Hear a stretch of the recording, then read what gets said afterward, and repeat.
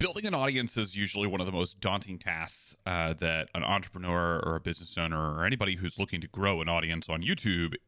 And as a function of that, you're probably going to find yourself in a position over time where you want to start to skew your content in a different direction.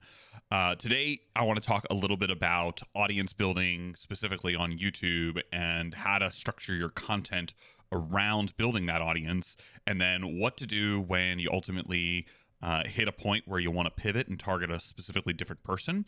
And today I really wanted to just bring up a comment that got left on my last video from the Videopreneur. He said, super helpful. He does specifically RV reviews, but he wants to shift to provide content to RV dealers and, basically help dealerships with their content strategy, and potentially looks like he might, based on the name of the channel, Videopreneur, he might be somebody who does videos naturally and wants to help other dealers do videos.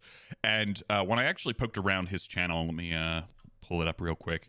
A lot of his content is very skewed toward doing reviews of different RV type. So basically, it's just basically going through each RV, kind of talking about some of the features and the benefits and all that fun jazz, and really just kind of giving highlights of specific models of RVs.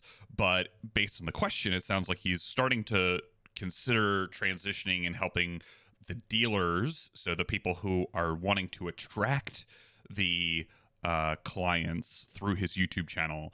And basically what this boils down to is we're now focusing on a completely different audience. And I wanted to talk a little bit today about how we tend to think about channels and audience, and what are the best practices when it comes to, figuring out what you need to do in order to move in the right direction. Now, I'm going to go ahead and switch over to the iPad here. So I'm going to just specifically use this channel as kind of like the benchmark of what's going on, because I think this is a lot of people, especially if you've been making content for 2, 3, 4 years, you can hit a point where you feel like you want to pivot in a different direction. Obviously, Videopreneur's got 4,000 subscribers, so he's got a pretty a decent base to work with. The problem is the type of content that he's ultimately wanting to make and going to create for somebody is going to be completely different from the person who has already been attracted to the channel. So think of it this way. So in his market, you've got essentially people who are looking, so we'll call them lookers for RVs. So RV lookers. You've got the dealers, so RV dealers. And then, obviously, RV salespeople kind of falls into the same category as your dealers. So basically, these are people who are looking to attract customers, whereas these people are looking for info to buy. So because they're kind of two different segments of the same market, the way that you're going to position your content is going to be completely different. Obviously, if you are a dealer or salesperson, the type of content that you're probably going to be making is explaining, like, what does the optimal review of an RV look like? What's the kind of content that they're going to need to make in order to attract this person? So rather than making specific content around the info to buy an RV, he should be looking at structuring, like, what is the video, so video style to attract customers. Now, the question that I believe that he was posing is okay, cool, I've been doing, struggling on how to make the transition. Now, the biggest problem is the people who are looking to buy are an RV, and the people who are selling an RV, they're kind of two different segments of the same market. And because of that, when you start to transition and create content that is more focused on the salespeople and the dealers, what you're going to find is the people who are already subscribed to you are probably not going to be interested in that type of content, which means that type of content, at least from an algorithmic standpoint, is not going to perform very well. So watch times are going to be lower. Click-through rates, depending on how you position the content, people might click onto the video, but people probably won't stick around just because the content's not for them. My guess is there's probably a very small subsection of this person's particular channel that actually are dealers or salespeople who are just, looking to see what other people are saying about those different types of RVs.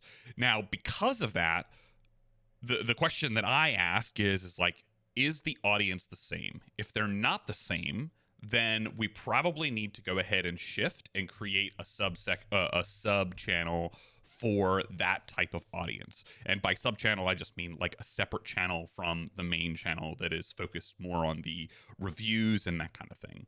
So at that point, you're going to have two separate channels because the audience, because this is dealers and sales /sales, and then we'll just call this buyers.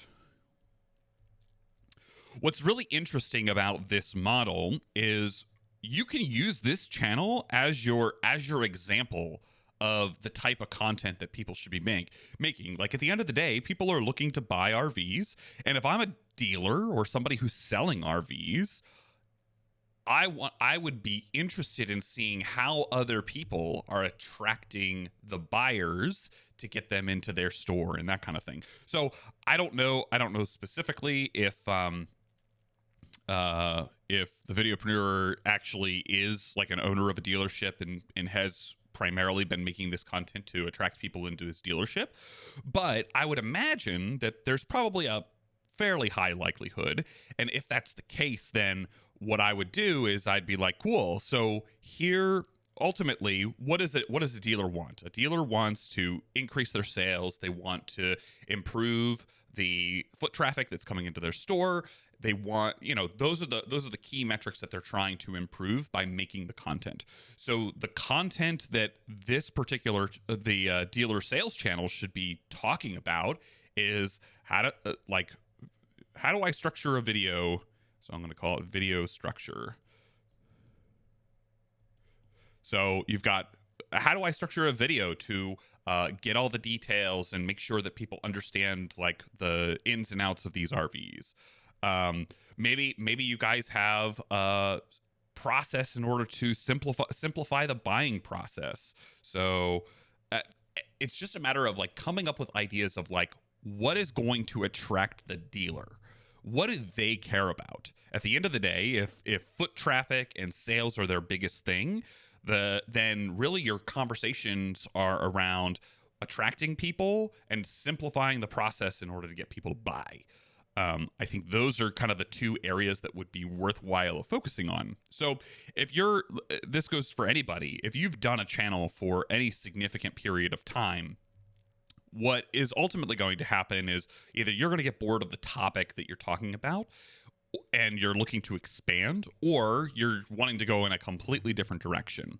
And generally, if you're going in a completely different direction, that's usually when creating a separate channel is worthwhile because the audience is usually not aligned. However, if the way that you're planning on pivoting and shifting is kind of adjacent to the type of content that you made previously, then ultimately you might have the ability to go ahead and just slowly start to make the adjustment and introduce that new type of content alongside the type of content that you've been making.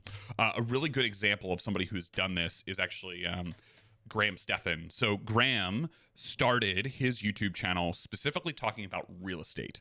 All of his videos were real estate focused, and it probably took him 6 to 12 months to really get some good traction. Things were starting to move in the right direction. And then he started to pivot into talking about credit cards and finance and things that were adjacent. If you're a real estate person, you're probably interested in making money. What is another adjacent thing that you can talk about in order to that people who are real estate people would still be interested in. So because he was able to make that transition, he started to broaden his audience, growing his subscriber base, and that is what ultimately led to his growth over the last 3 to 4 years. And now he's kind of at a point where he's hit critical mass, where as long as he stays within a pretty broad bubble of a couple of different areas, he can pretty much know that his videos are going to perform really well. It's as soon as he gets outside of that bubble, which is why he created, he has a podcast now. The Iced Coffee Hour with Graham Stephan is a podcast that he does. And he has, I think he's got the Family, which is like his vlog type channel. All of those different types of content that don't necessarily relate to his main channel, which is specifically in the personal finance realm. The reason he created a separate channel is because he knew that those videos aren't going to do really well on his main channel, and as a function of that, he knew the audience was going to be completely separate. And this creates a new pool of audience who is interested in that type of thing, and why he keeps it kind of separate. So at the end of the day, if you've been making a channel or been developing content for a channel for a long period of time and are now considering pivoting who your audience person is, my general recommendation, separate the channels, have a completely separate channel that focuses on that specific key audience, and then make sure that you're tailoring your content in that direction, so that way you know that you're actually attracting the right people and you're giving yourself the best chance from an algorithmic standpoint, because your core audience that you build on the previous channel isn't necessarily hurting the exposure that you're getting on that new channel. Now, obviously, starting a channel from scratch is usually pretty slow and arduous process. So if you are starting a channel from scratch, you want to make sure that, nothing says that you can't post on your community tab some of the videos that you're releasing in order to kind of like bridge the gap and get some of the new audience people. If you're not familiar with the community tab, let me switch over here. Every channel now has this community tab, and this is essentially just a place where you can post stuff. So looks like right now he is posting just random pics, like similar to like a Facebook feed. But one thing you can do is you can actually post your videos that are on this channel or videos on other people that are on other people's channels. So as you create that new channel, you can still leverage the old audience in order to bring the appropriate people over, but it just kind of silos out ultimately where things are going. So I hope that helps answer this gentleman's question. And if you have any questions specifically about building audiences on YouTube, you can leave those comments down in the question or in the comment section below, and maybe I'll make a video on anything that you guys come up with. So if you guys are starting a channel from scratch and you don't know where to get things going, and maybe you don't have a channel already and you want more details on the 4 questions that you should definitely be answering before you start that channel, you should check out this video right here, where I go through the 4 questions that I asked before I started this channel, and just click on that and we'll see you over there.